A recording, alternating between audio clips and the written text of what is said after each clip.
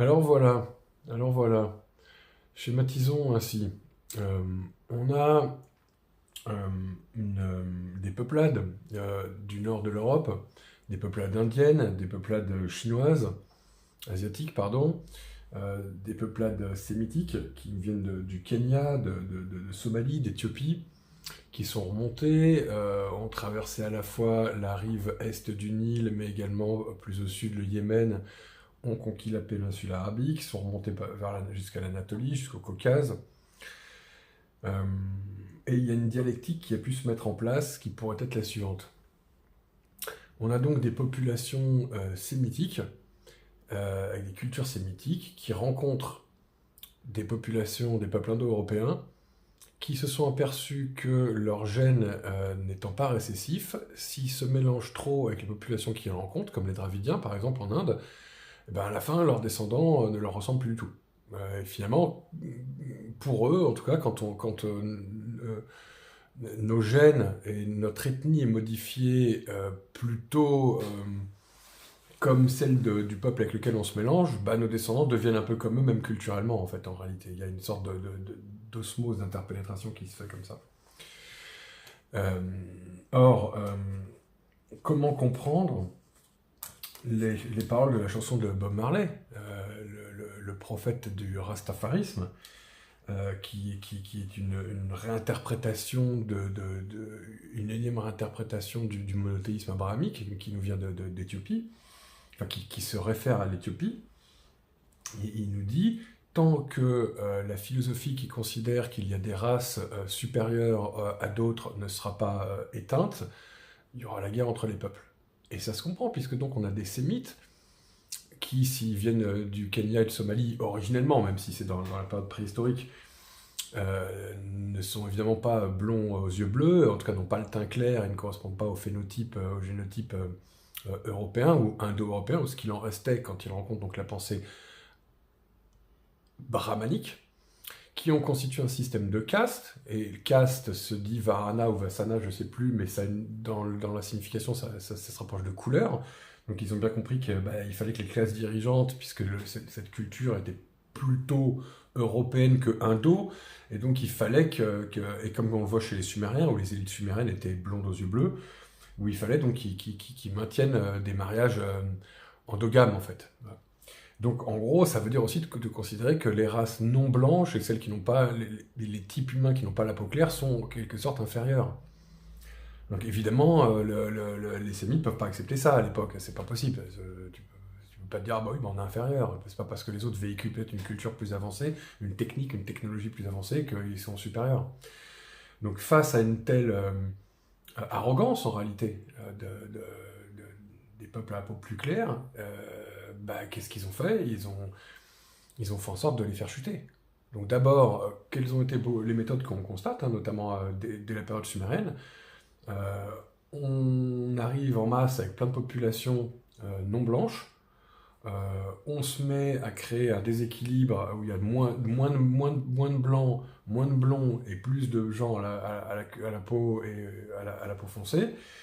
Et puis on se met à créer du chaos, des soucis dans la société, à comploter, etc. Jusqu'à ce que finalement on arrive à Sargon.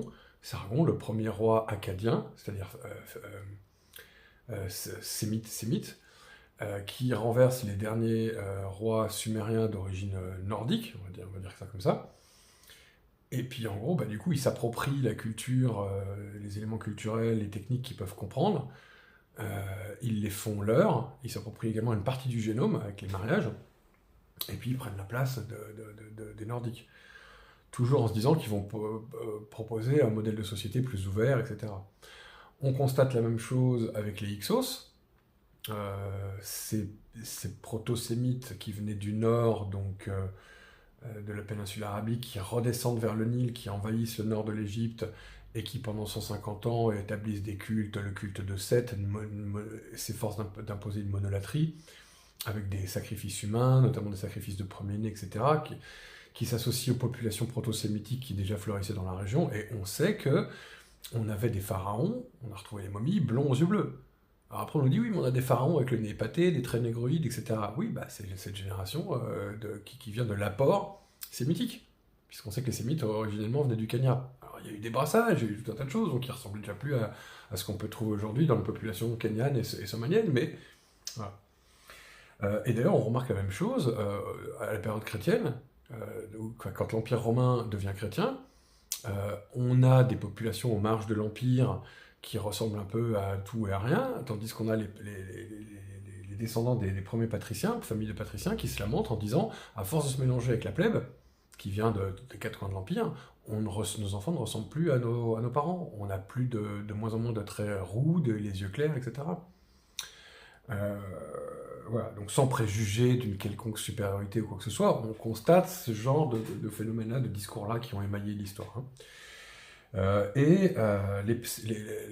Paul qui infiltre l'Empire romain avec les premières sectes chrétiennes, qui sont des sectes juives, ni plus ni moins, et dont certaines avec les montanistes. Alors, googlez les montanistes, regardez un petit peu, voilà, il y en a d'autres, ce qu'ils faisaient.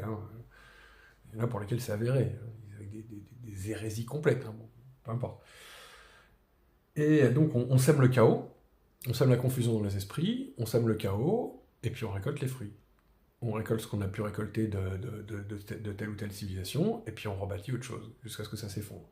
Et on laisse comme ça des zones un peu en jachère, sous-développées, qui vont constituer un réservoir de main-d'œuvre, pour que lorsque la civilisation s'échappe pour aller se reformer autre part, eh ben on la laisse se développer, et quand on peut, on commence à l'infiltrer, et quand le fruit est mûr, on élève le chaos, l'irrationnel, on la fait tomber en prenant tout ce qu'il y a dedans. Voilà. Donc on voit la même chose aujourd'hui où ils ont fait déferler en Europe toute l'Afrique, que ce soit l'Afrique du Nord ou l'Afrique noire.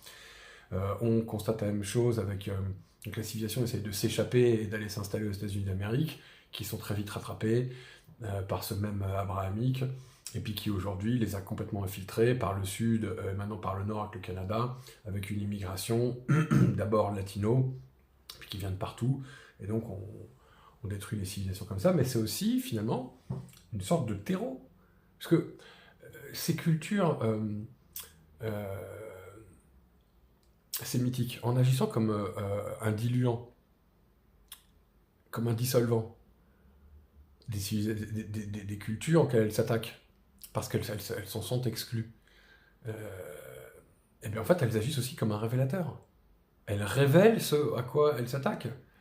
Et donc, et bien voilà, c'est un peu comme le mécanisme des sports aussi d'ailleurs. Quand vous faites des choses qui sont jugées répréhensibles par une population et que vous finissez par vous faire expulser, et que par des traités, des alliances, du soudoiement ou d'autres méthodes, vous avez préparé un terrain fertile pour que une partie d'entre vous puisse aller coloniser un nouveau milieu ou se réimplanter dans un milieu dans lequel on avait été chassé auparavant, en fait c'est un peu la technique de multiplication des sports. Voilà. Bon, on reviendra sur tout ça plus tard, là ça peut paraître un petit peu confus, mais au fil des vidéos, il y a une vision qui va être développée et qui sera plus compréhensible, je l'espère.